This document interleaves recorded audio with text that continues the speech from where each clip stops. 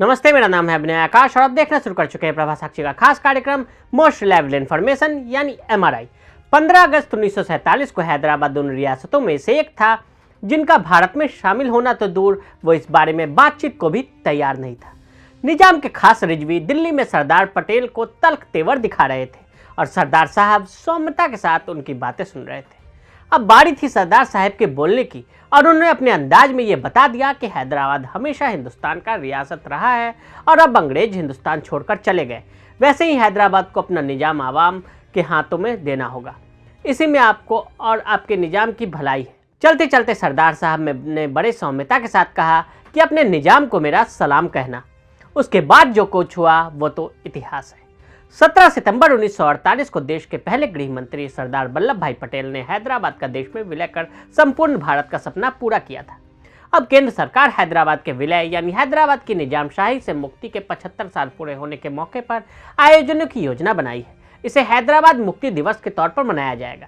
सूत्रों के मुताबिक ये आयोजन भी अगले 1 साल चलेंगे। वैसे तो ये इतिहास की अकेली घटना है, लेकिन अलग अलग राजनीतिक दृष्टिकोण से इस अवसर को चिन्हित करने के लिए समानांतर कार्यक्रम आयोजित किए जाएंगे। 17 सितंबर को केंद्रीय सरकार द्वारा हैदराबाद मुक्ति दिवस के रूप में मनाया जाएगा और तेलंगाना सरकार द्वारा राष्ट्रीय एकता दिवस के रूप में। इन अलग अलग आयोजनों में तेलंगाना में अगले साल होने वाले विधानसभा चुनाव भी एक अहम फैक्टर है। 17 सितंबर 1948 ही वो दिन है जब आसफ जाही वंश के 7वें वंशज और हैदराबाद के निजाम मीर उस्मान अली खान ने भारतीय सेना द्वारा हैदराबाद पर ऑपरेशन पोलो को अंजाम दिए जाने के बाद आत्मसमर्पण किया था। आमतौर पर यह माना जाता है कि वह दिन हैदराबाद भारतीय संघ का हिस्सा बन गया था। हकीकत में ऐसा बिल्कुल नहीं है। परिग्रहण 26 जनवरी 1950 को हुआ था जब निजाम को हैदराबाद राज्य का राज प्रमुख बनाया गया। क्या था ऑपरेशन पोलो? 13 सितंबर 1948 ये वो तारीख है जब भारतीय सेना ने ऑपरेशन पोलो को अंजाम दिया। ऑपरेशन पोलो उस सैनिक अभियान को कहा जाता है जिसके बाद हैदराबाद और बरार की रियासत भारतीय संघ में शामिल हुई। इसकी जरूरत इसलिए पड़ी क्योंकि हैदराबाद के निजाम उस्मान अली खान आसिफ जाह सातवें ने देश के बंटवारे के बाद स्वतंत्र रहने का फैसला किया। सरदार पटेल ने गुप्त तरीके से योजना को अंजाम देते हुए भारतीय सेना को हैदराबाद भेज दिया। जब नेहरू और राजगोपालाचारी को भारतीय सेना के हैदराबाद में प्रवेश कर जाने की सूचना दी गई तो वो चिंतित हो गए। पटेल ने घोषणा की कि भारतीय सेना हैदराबाद में घुस चुकी है, इसे रोकने के लिए अब कुछ नहीं किया जा सकता। दरअसल नेहरू की चिंता यह थी कि कहीं पाकिस्तान कोई जवाबी कार्रवाई न कर बैठे। भारतीय सेना की इस कार्रवाई को ऑपरेशन पोलो का नाम दिया गया क्योंकि उस समय हैदराबाद में विश्व में सबसे ज्यादा 17 पोलो के मैदान थे। भारतीय सेना की कार्रवाई हैदराबाद में 5 दिनों तक चली। इसमें 1373 राजाकार मारे गए। हैदराबाद स्टेट के 807 जवान भी मारे गए। भारतीय सेना ने अपने 66 जवान खोए जबकि 96 जवान घायल हुए। सरदार पटेल ने दुनिया को बताया कि ये पुलिस एक्शन था। ऑपरेशन पोलो के हताहतों के आंकड़े क्या थे? भारतीय सेना की ओर से मरने वालों की संख्या 42 थी, 97 घायल हुए और 24 लापता थे। हैदराबाद सेना में 490 मारे गए और 122 घायल हुए। इसके अलावा 2727 रजाकार मारे गए जबकि 102 घायल हुए। 3364 को पकड़ लिया गया था। अप्रतिरोध अग्रिम धर्म या पंथ की परवाह किए बिना नागरिक की आबादी के प्रति भारतीय बलों के अनुकरणीय व्यवहार से जुड़कर गोरिल्ला प्रतिरोध को शुरुआत में ही समाप्त कर दिया गया और ग्रामीण इलाकों में लंबे समय तक प्रतिरोध को रोका गया। ऑपरेशन पोलो का अंत कैसे हुआ?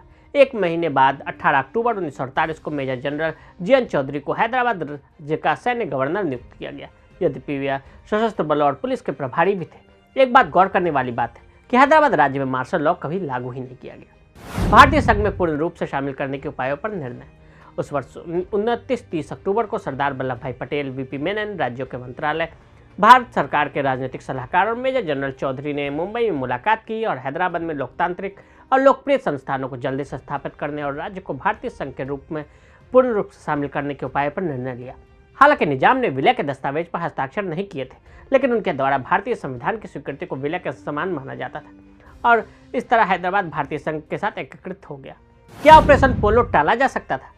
पूरा लेखपाल और इतिहासकार मोहम्मद सफीउल्लाह का कहना है कि 1948 में महात्मा गांधी की हत्या हो गई। इसके अलावा मजलिसे इत्तेहादुल मुस्लिमीन के नेता बहादुर यार जंग का भी कत्ल हो गया था। अगर ये दोनों जीवित होते तो हैदराबाद राज्य का भारतीय संघ का हिस्सा बनने का आसान होता। अन्य विश्लेषकों का मानना है कि जंग की मौत के बाद मजलिस के भीतर तेजी से स्थिति बदलने लगी। गुटीय प्रतिद्वंद्विता ने अंततः जून 1946 में कासिम रिजवी को मामले के शीर्ष पर ला दिया। उन्होंने केंद्र सरकार पर दबाव बनाने और घरेलू हिंदू अशांति को दबाव के लिए रजाकारों को मजलिस के सैनिक विंग में पुनर्गठित करने का फैसला किया। VP मेनन ने इसे शॉक ब्रिगेड के रूप में वर्णित किया और रिजवी को एक और रासपुतीन के रूप में जाना जाने लगा। तेलंगाना सरकार इसे राष्ट्रीय एकता दिवस के रूप में क्यों मना रही है? टीआरएस उस दिन को हैदराबाद लिबरेशन डे कहे जाने से इत्तेफाक रखते हैं, इसे भगवा शब्दावली का हिस्सा भी बताते हैं। इसके अलावा हैदराबाद के सांसद ओवैसी ने भी केसीआर को ब्रिटिश उपनिवेशवाद और निजाम के सामंती शासन के खिलाफ लोगों के संघर्ष को चिन्हित करने के लिए इस दिन को राष्ट्रीय एकता दिवस के रूप में मनाने का आह्वान किया। टीआरएस सरकार जहां सार्वजनिक उद्यानों में एक जनसभा आयोजित कर रही है, एआईएमआईएम 16 सितंबर को मोटरसाइकिल की तिरंगा रैली भी निकाली। उसके बाद जनसभा होगी। 18 सितंबर को सभी जिला मुख्यालयों में सांस्कृतिक कार्यक्रम होंगे। भाजपा का कहना है कि 17 सितंबर को राष्ट्रीय एकता दिवस घोषित करना एआईएमआईएम का तुष्टिकरण है। अन्य पार्टियों की क्या है योजना?